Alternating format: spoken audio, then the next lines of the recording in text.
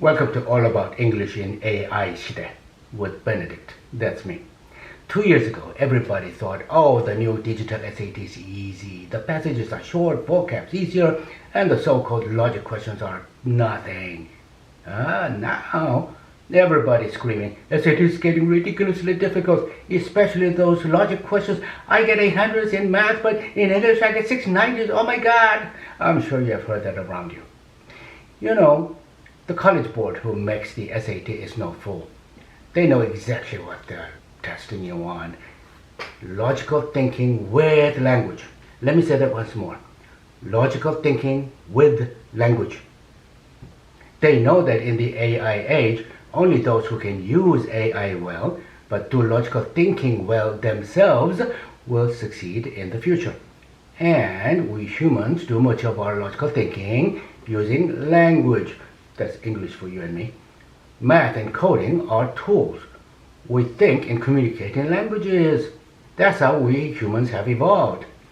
Let me tell you a story I heard from a close friend of mine who worked at the IMF Bank in Washington as a senior East Asia analyst. He receives many research papers from young economists. Their works are often impressive with voluminous data run through very sophisticated AI programs.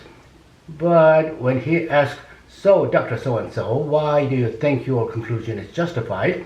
Many of them just draw a blank face and say, that's what the program says, sir.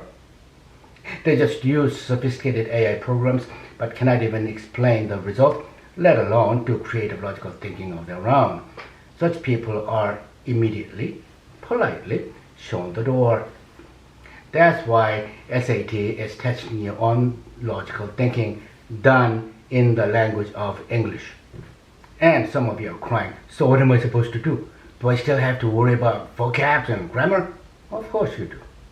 Do I still need good reading comprehension skills when SAT have only short passages? Obviously, that's the basis of everything, including the logic questions. How about those pesky logic questions themselves? What logic? SAT only gives you what looks like any regular passage. Where are the logics that I can work with to solve the problem? Sounds familiar? So, what do? Hi, my name is Benedict Yim. I went to America as a child and worked as a trial lawyer in California for most of my adult life.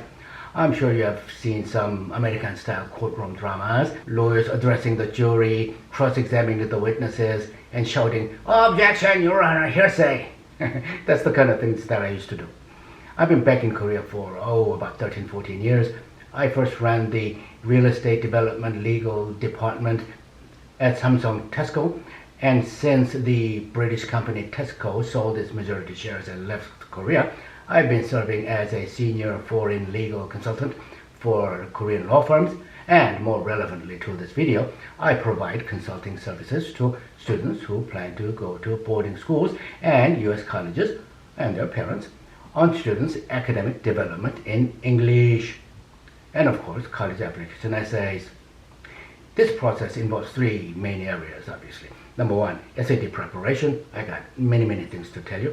Number two, writing skill development. I'm talking about actual writing, formal writing, that is, like term papers and argumentative writing and college application essays. In this series of 7 episodes, I will summarize for you, number one, just what areas of different 실력 in English you need to develop to do well on SAT. Number two, just how you should develop each of those 실력.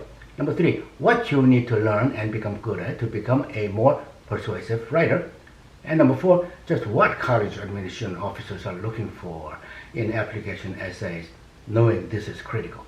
And knowing that, how to stand out among thousands of such essays. And finally, why all this matters for you beyond SAT, and why you should start this kind of English 실력 쌓기 or 능력 쌓기 earlier than later, if at all possible.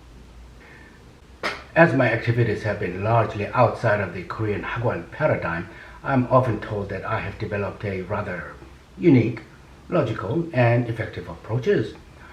I often use the metaphor of the third eye in discussing my approaches.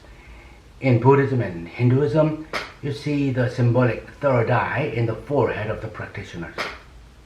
This symbol represents the opening of a spiritual third eye that you develop through deep meditations.